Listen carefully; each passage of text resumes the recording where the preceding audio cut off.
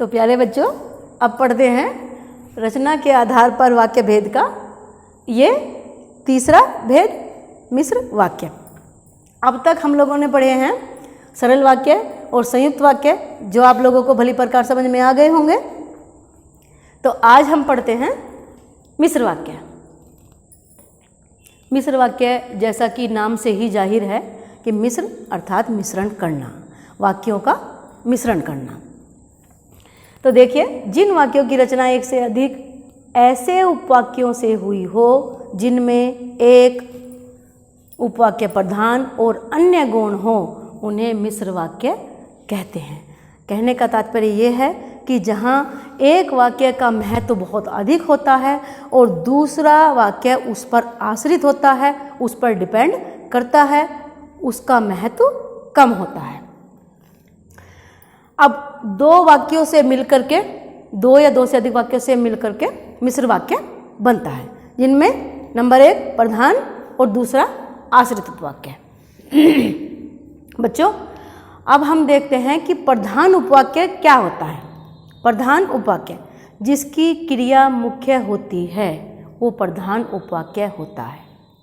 Board के अनुसार अगर पहचानने के लिए आ जाता है तो आप क्या करेंगे, मिश्र वाक्य को बीच से योजक शब्द हटा करके दोनों वाक्यों को एक सरल वाक्य बनाने का प्रयास करेंगे। उनमें से जिसकी क्रिया अंत तक ज्यों की त्यों बनी रहती है वही प्रधान उपवाक्य होगा, और जिसकी क्रिया बदल जाती है वो आश्रित उपवाक्य होगा। इससे सरल तरीका भी मैं आप लोगों को आगे बताऊंगी, जिससे आप प्रधान और आश्रित आसानी से पहचान लो। तो अब देखते हैं आश्रित उपवाक्य। जो प्रधान उपवाक्य पर आश्रित होते हैं, प्रधान उपवाक्य पर डिपेंड करते हैं और इनका आरंभ अक्सर कि, जो, जिसे, यदि, क्योंकि आदि शब्दों से होता है। तो इसे भी आप लोग पहचान सकते हैं, आश्रित उपवाक्य। इन 5 शब्दों का आप याद कर लीजिए, आश्रित उपवाक्य आप लोगों को पहचान में आ जाएगा। आश्रित उपवाक्य पहचानने के बाद जो दूसरा उपवाक्य हमारा बचता है वही प्रधान उपवाक्य होगा। तो एक तरीका ये हो गया पहचानने का। अब इनके भेद हम देख लेते हैं। प्रधान उपवाक्य का कोई भेद नहीं होता है। आश्रित उपवाक्य के 3 भेद होते हैं, संज्ञा उपवाक्य, विशेषण उपवाक्य और तीसरा होता है क्रिया विशेषण उपवाक्य। अब देखिए बच्चों, संज्ञा उपवाक्य क्या होता है। नाम से ही पता है, संज्ञा कोई भी नाम, जो उपवाक्य प्रधान उपवाक्य की किसी संज्ञा के लिए या के स्थान पर प्रयोग हुआ हो। जैसे राम ने कहा कि हम लड़ाई नहीं चाहते। अब इसमें हम कैसे पहचानेंगे कि संज्ञा उपवाक्य कैसे है, क्योंकि इसमें मुख्य वाक्य जो है वो है राम ने कहा। हम लड़ाई नहीं चाहते, ये राम ने कहा है, इस पर निर्भर करता है ये वाक्य। तो राम संज्ञा है और संज्ञा का कर्म है हम लड़ाई नहीं चाहते। तो ये आश्रित उपवाक्य जो है वो राम के लिए, राम के कर्म के रूप में, संज्ञा के कर्म के रूप में प्रयोग हुआ है। तो ये हमारा हो गया संज्ञा उपवाक्य। ये आप लोगों को बड़ी प्रकार समझ में आ गया होगा कि संज्ञा उपवाक्य क्या होता है। जो प्रधान उपवाक्य की संज्ञा के स्थान पर या उसके लिए प्रयोग हुआ हो उसे संज्ञा उपवाक्य कहते हैं, और इसका आरंभ अक्सर कि से होता है। ये इसकी मुख्य पहचान है कि से आरंभ होने वाले वाक्य संज्ञा उपवाक्य होते हैं। अब दूसरा हमारा आता है विशेषण उपवाक्य। नाम से ही पता है, विशेषण अर्थात संज्ञा और सर्वनाम की विशेषता बताने वाले। तो जो प्रधान उपवाक्य की संज्ञा या सर्वनाम की विशेषता आश्रित उपवाक्य में बताते हैं वो विशेषण उपवाक्य होते हैं। देखिए, जिस वाक्य में प्रधान उपवाक्य की संज्ञा या सर्वनाम की विशेषता बताई गई हो, जैसे यह वही आदमी है जिसने कल चोरी की थी।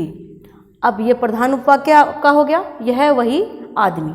आदमी यहाँ संज्ञा है, संज्ञा की विशेषता है चोरी करना। चोरी करना ये आश्रित उपवाक्य में आया है। प्रधान उपवाक्य की संज्ञा, इसकी विशेषता यहाँ बताई गई है चोरी, तो ये होगा हमारा विशेषण उपवाक्य। और जिसने से प्रारंभ होने वाला ये हमारा आश्रित उपवाक्य। अब आते हैं तीसरा, क्रिया विशेषण उपवाक्य। यहाँ भी नाम से ही जाहिर है, क्रिया विशेषण या क्रिया की विशेषता बताने वाले शब्द। देखिए, जिस वाक्य में प्रधान उपवाक्य की क्रिया की विशेषता बताई गई हो, जैसे जब तुम स्टेशन पर पहुँचे तब मैं घर से चला। अब यहाँ जो प्रधान उपवाक्य है वो है तब मैं घर से चला। तो यहाँ चला ये क्रिया वाक्यांत में आई हुई है, मुख्य क्रिया है। इसकी विशेषता है जब। जब समय का ज्ञान करा रहा है तो ये कालवाचक क्रिया विशेषण है। इस चला क्रिया की विशेषता बताई जब शब्द ने, तो ये हो गया क्रिया विशेषण, कालवाचक क्रिया विशेषण। इसमें प्रधान उपवाक्य की क्रिया की विशेषता आश्रित उपवाक्य के शब्द ने बताई है, तो ये हमारा हो गया क्रिया विशेषण। अब बच्चों, मिश्र वाक्य पहचानने के लिए, ये तो मैंने ये भेद तो आप लोगों को पढ़ा दिया। अब जो विशेष है इसमें, जो खास है, वो है कि मिश्र वाक्य हम पहले पहचानेंगे ही कैसे, क्योंकि संशय उत्पन्न हो सकता है। तो देखिए, अक्सर मिश्र वाक्यों में, अक्सर हमेशा नहीं, कि जो वह, यदि, तो, जिसे, उसे, ऐसा, जो, वही, जिसे, जैसे वैधिकरण शब्दों का प्रयोग होता है। योजक शब्द, समुच्चय बोधक शब्द या जोड़ने वाले शब्द एक ही चीज होते हैं, एक ही प्रकार के शब्द होते हैं। अब हम सरलता से जो पहचान करनी है हमें संज्ञा विशेषण और क्रिया विशेषण उपवाक्य की, वो देखते हैं कि किस तरह आप परिभाषा ना याद होते हुए भी भली प्रकार इन्हें पहचान सकते हो। देखिए, संज्ञा जो उपवाक्य है उसका आरंभ अक्सर कि से होता है।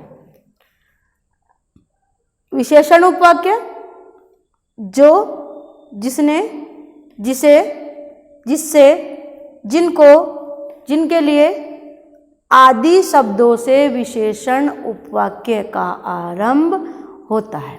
अब देखते हैं क्रिया विशेषण की पहचान। क्रिया विशेषण उपवाक्य ज्यों ही, जब, जहाँ, जिधर, जिस जगह, जैसा, जिस तरह, जैसे, जितना, जितनी, जैसे जैसे, यदि, ताकि, यद्यपि आदि से आरंभ होने वाले वाक्य क्रिया विशेषण उपवाक्य होते हैं। तो प्यारे बच्चों, ये पाठ हमारा रचना के आधार पर वाक्य भेद पूरा हुआ। आप लोगों को भली प्रकार समझ में आ गया होगा। परीक्षा में 4 नंबर में ये बोर्ड में आता है और आप लोगों को ये भली प्रकार करना है। अगर किसी को समझ नहीं आ रहा है या कुछ भी संशय, किसी भी टॉपिक में कोई दिक्कत है, तो मेरे व्यक्तिगत नंबर पर फ़ोन करके या व्हाट्सएप करके आप लोग मुझसे पूछ सकते हैं। तो ये पाठ आपका यहीं संपन्न हुआ। धन्यवाद।